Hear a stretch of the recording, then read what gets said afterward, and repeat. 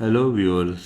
आज हम बात करेंगे इंडिया के खुद से तैयार करदा पहले beyond visual range air to air missile के बारे में। इसका नाम है आस्त्रा सीरीज़।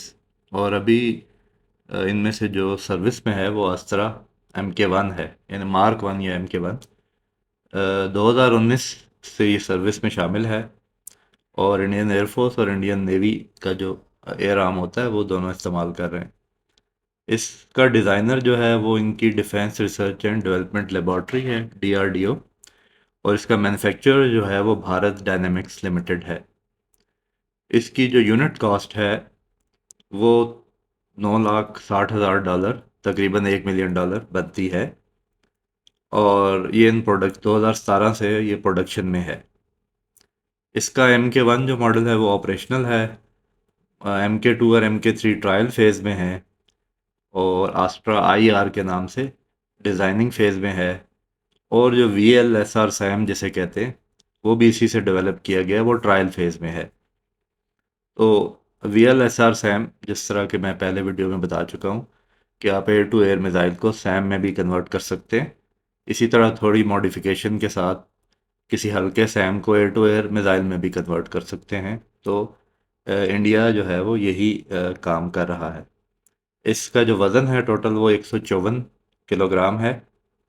वारहेड इसका high explosive pre fragmented HMX/PU है। और वॉरहेड का वेट जो है वो 15 kg है। टोटल वेट 154 kg है। और डेटोनेशन किस तरह से इसकी होती है, उसमें जो फ्यूज़ है वो रेडियो प्रॉक्सिमिटी फ्यूज़ है। MK2 में ये ऑप्टिकल प्रॉक्सिमिटी फ्यूज़ होगा जो अब तक पता लगा है। इसी तरह इंजन इसका सॉलिड प्रोपेलर रॉकेट है, जबकि MK2 में dual thrust pulsed rocket motor है। MK3 में होगी सॉलिड फ्यूल डक्टेड रैमजेट। तो जहाँ तक रेंजेस की बात है तो MK1 की जो मैक्सिमम रेंज है वो 110 किलोमीटर होगी, MK2 की 160 होगी और MK3 की 350 होगी। तो 160 और 350 के साथ इंडिया जो है लॉन्ग रेंज, जो इस टाइम हाईएस्ट रेंज के रशियन या अमेरिकन मिसाइल हैं एमराम, या रशिया की जो सीरीज़ है उसके जो लॉन्गेस्ट रेंज दुनिया में मिसाइल हैं उनकी लीग में शामिल हो जाएगा जब भी ये ऑपरेशनल होते। एस्त्रा आस्त्रा IR जो है वो 80 किलोमीटर सबसे कम, ज़ाहिर है वो इंफ्रारेड गाइडेड है तो वो कम। तो इंडिया ने एक ही रेंज में, उसका फ़ायदा ये है कि कंपोनेंट्स कॉमन होते हैं और प्रोडक्शन आपको सस्ती पड़ती है। तो इसी डिज़ाइन के अंदर आस्ट्रा IR डिज़ाइन करने का मतलब ये है कि उन्होंने कॉस्ट कटिंग भी हो जाएगी, शॉर्ट रेंज मिसाइल भी इसी प्रोजेक्ट में जो है वो कैटर फॉर हो जाएगा। इसकी मिसाइल की फ़्लाइट सीलिंग जो है वो 20 किलोमीटर या 66,000 फीट है। मैक्सिमम स्पीड जो अटेन करता है MK1 वो मैक 4.5 है। इसके अलावा इसको अभी तक SU-30 MKI और MiG-29 UPG से टेस्ट किया गया है। फ्यूचर में MiG-29K जो नेवी में उनका होता है और TJs का MK1 और 1A मॉडल से इसको टेस्ट किया जाएगा, MK2 से भी। और AMCA जो फ्यूचर का, या TEDBF जो है, और या राफेल भी प्लान्ड है कि उसको भी इक्विप करेंगे इसके साथ। अच्छा, संस्कृत लैंग्वेज में अस्त्रा का मतलब होता है वेपन, यानी कि हथियार, उर्दू में जिसे कहते हैं। इसको SU-30 MKI के साथ इंटीग्रेट कर दिया गया है और मिरार 2000 TJs और 29 में फ्यूचर में इंटीग्रेट किया जाएगा। इसकी लिमिटेड सीरीज प्रोडक्शन जो है वो 2017 में जो है स्टार्ट कर ली गई थी। ये जिस तरह air to air missile long range होते हैं कि मिड कोर्स इनर्शियल गाइडेंस इसकी होती है फाइबर ऑप्टिक जायरोस्कोप से। और जो टर्मिनल, जो आखिरी फेज होती है इसकी फ्लाइट की, वो एक्टिव रडार होमिंग है। ये अपनी कोर्स करेक्शन भी एक सिक्योर डाटा लिंक के ज़रिए कोर्स करेक्शन भी कर सकता है। और इसका जो एक्टिव रडार सीकर है जो एंड पे एक्टिवेट होता है, उसकी होमिंग रेंज जो है वो 25 किलोमीटर है।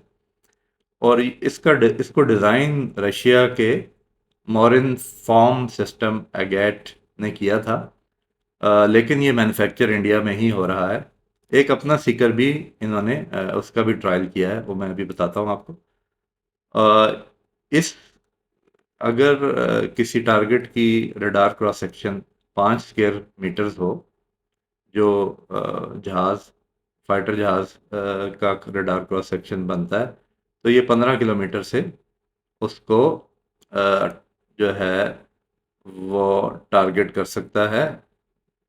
और ऑफ बोर लॉन्चेस भी इसकी जो है ना, अप टू 45 डिग्री तक आप इसकी ऑफ बोर लॉन्चेस भी कर सकते हैं मिसाइल की। इसके कुछ टेस्ट 2017-18 में किए गए थे। एक इंडिजिनस सीकर भी जो कि रिसर्च सेंटर इमारात में का बना हुआ जो है वो सीकर था। जैसा मैंने पहले बताया कि रशियन था, लेकिन इनका रिसर्च सेंटर इमारात का जो सीकर है, डिज़ाइन स्पीकर स्पीकर जो है वो भी टेस्ट किया गया है। इसमें इलेक्ट्रॉनिक काउंटर मेजर्स भी हैं जामिंग को रोकने के लिए। ज़ाहिर है ये एक इवॉल्विंग फील्ड होती है। आज वो जामिंग को रोक रहा है तो कल की जामिंग उसको जाम कर भी सकती है। तो ये एक कंटिन्यूस आप कह लें कि टेक्नोलॉजी की जंग होती है कि सीकर में इम्प्रूवमेंट और जामर्स में इम्प्रूव और दुश्मन की जामर्स में इम्प्रूवमेंट। इसकी स्मोकलेस सॉलिड फ्यूल मोटर है जो कि मैक्सिमम में से मैक 4.5 तक ले जाती है। ये 20 किलोमीटर एल्टीट्यूड यानी 66,000 फीट से लॉन्च कर सकता है मिसाइल जो जहाज है। और अगर टेल चेज मोड हो तो इसकी मैक्सिमम रेंज 20 किलोमीटर है और 110 किलोमीटर है हेड ऑन चेज मोड में। इसकी मैक्सिमम रेंज तब अचीव होती है जब ये 15 किलोमीटर पे फ्लाई करता है 49,000 फीट पे। और जब ये 8 किलोमीटर यानी कि 26,000 फीट से फायर करता है तो उसकी रेंज ड्रॉप करके 44 किलोमीटर हो जाती है। और जब सी लेवल से लॉन्च करेगा तो इसकी रेंज फर्दर 21 किलोमीटर पे ड्रॉप हो जाती है। इसमें ऑटोनमस मोड भी है और बडी मोड भी है, यानी कि ये लॉक ऑन बिफोर लॉन्च और लॉक ऑन आफ्टर लॉन्च दोनों कर सकता है। इसका जो प्रिलिमिनरी शुरू का जो काम है MK1 पे 1990 में शुरू हुआ प्री फिजिबिलिटी स्टडी के साथ।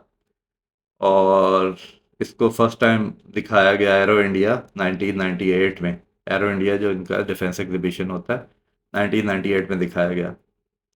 ऑफिशियली जो प्रोजेक्ट सैंक्शन हुआ 2004 में हुआ और बजट 2023 के पैसों में ये बनता है कुछ $410 मिलियन बनता है का ये प्रोजेक्ट बनता है। इसको भारत की DRDO लीड कर रही थी और असिस्टेंस उसको था हिंदुस्तान एरोनॉटिक्स लिमिटेड का और इलेक्ट्रॉनिक्स कॉरपोरेशन ऑफ इंडिया का। इसको 2006 में रीडिज़ाइन किया गया इस मिसाइल को, क्योंकि रिपोर्टेडली इसके कंट्रोल इशू थे और परफॉर्मेंस की डेफिशिएंसीज थी।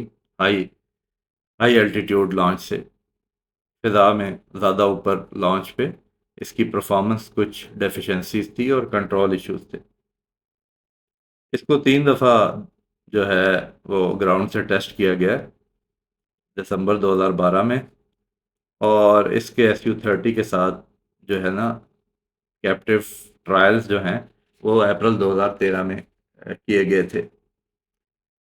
जो MK3 होगा फ्यूचर में उसकी solid fuel ducted ramjet engine होगा जो कि इंडिया और रशिया मिल के बना रहे हैं। ये मिसाइल जो पहली दफ़ा टेस्ट जो MK3 है ये 30 में 2018 को हुआ था और फिर इसका एक और टेस्ट 8 फरवरी 2019 को हुआ था।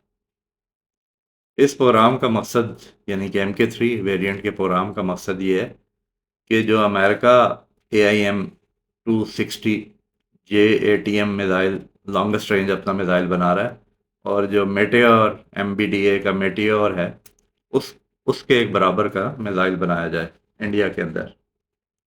जो MK2 है वो 4 अक्टूबर 2022 को जो इंडियन एयरफोर्स थी उन्होंने एक फिटेज रिलीज़ की जिसमें SU-30 से MK2 जो है वो फायर किया जा रहा था। यूनिफाइड कॉमन लॉन्चर जो DRDO ने डेवलप किया उस लॉन्चर पे रख के उस मिसाइल को फायर किया जा रहा था। और इसके टेस्ट प्लान हैं 2024 में भी प्लान है। और इनिशियल जो टारगेट रेंज इसकी टेस्टिंग में रखेंगे वो 130 किलोमीटर रखेंगे। जो MK3 है उसकी सॉलिड फ्यूल डक्टेड रामजेट होगी। जो उनकी मिनिस्ट्री ऑफ डिफेंस का ईयर एंड रिव्यू होता है उसमें ये बताया गया कि इसकी फ़्लाइट टेस्ट जो है 2023 में हुआ है। और मिसाइल की नोजल लेस बूस्टर है, थर्स्ट मॉड्यूलेशन सिस्टम है, सस्टेनर इंजन है, जिससे जो है उसको स्पेसिफिक इम्पल्स मिलती है रैम जेट मोड में। जहाँ तक इसकी प्रोडक्शन की बात है, 31 मई 2022 को इंडिया की मिनिस्ट्री ऑफ डिफेंस ने BDL भारत डायनामिक्स लिमिटेड से इसका कॉन्ट्रैक्ट साइन किया, जो कि $383 मिलियन बनते हैं, जिसमें 350 मिसाइल MK1 सीरीज के 350 मिसाइल बनाए जाएंगे इंडियन एयरफोर्स के लिए और इंडियन नेवी के लिए। इसके बाद इंडिया का प्लान ये है कि ये MK1 और इसके जो लेटर मॉडल हैं, ये रशियन ओरिजिन के जो उनके एयर टू एयर मिसाइल हैं, उनको मुख्तलिफ स्टेजेस में ये सारों को रिप्लेस कर देगा। इस हिसाब से काफ़ी एम्बिशियस प्रोग्राम है, जिसमें अगर टाइमलाइन मीट हुई तो इंडिया की रशिया पे डिपेंडेंस जो एयर टू एयर मिसाइल्स में है, चाहे वो शॉर्ट हो या लॉन्ग हो, और वो तकरीबन ख़त्म हो जाएगी। 2023 में, जहाँ तक एक्सपोर्ट्स की बात है, 2023 में कुछ खबरें पब्लिश की गई कि जो ब्राज़ील के पास ग्रिपन फाइटर्स हैं, स्वीडिश ओरिजिन के JS-39 ग्रिपन, कि ब्राज़ील इस बारे में सोच रहा है कि अस्त्रा MK1 मिसाइल से उनको इक्विप किया जाए, एक कॉस्ट इफेक्टिव ऑप्शन के तौर पे। ज़ाहिर है जो इंडिया प्राइस ऑफर कर रहा होगा ब्राज़ील को या किसी भी और डेवलपिंग मुल्क को, वो जो ऑलरेडी आर्म्स मार्केट में एस्टेब्लिश जो सेलर्स हैं, वो उससे कम होगी। तो इस तरह से एक कॉस्ट इफेक्टिव किस्म का ऑप्शन जो है वो इंडिया दे सकता है। तो इन कंक्लूजन मैं ये कहूँगा कि बहुत ही एम्बिशियस प्रोग्राम है, लेकिन इंडिया के डिफेंस इंडस्ट्रीज़ में भी डिलेस के प्रॉब्लम है। जितना पुराना ये प्रोजेक्ट है और जितने इसमें रुकावटें आई हैं अभी तक, तो एम्बिशियस तो है कि आप Russian air to air missiles को टोटली रिप्लेस कर देंगे, लेकिन लॉन्ग रोड अहेड वाली बात है, क्योंकि ज़ाहिर है ये रशिया के मिसाइल, इनमें से कोई नया भी हो तो ये पिछले 20-30 सालों से मतलब चल रहे हैं, बेशुमार टेस्ट हो चुके हैं, या पुराने जो मिसाइल हैं वो बेशुमार फायर भी हो चुके हैं। तो एक इंडिजिनस अपनी इंडस्ट्री डेवलप करने में आपको सब्र चाहिए होता है काफ़ी, और इन्वेस्टमेंट भी चाहिए होती है, जो अक्सर डेवलपिंग मुल्क नहीं करते। इन द कंक्लूजन ये कि डिफेंस इंडस्ट्री के लिए एक एक इम्पॉर्टेंट जो है वो डेवलपमेंट होगी, अपने indigenous air to air missiles को बनाना। तो आज के लिए इतना ही। Take care.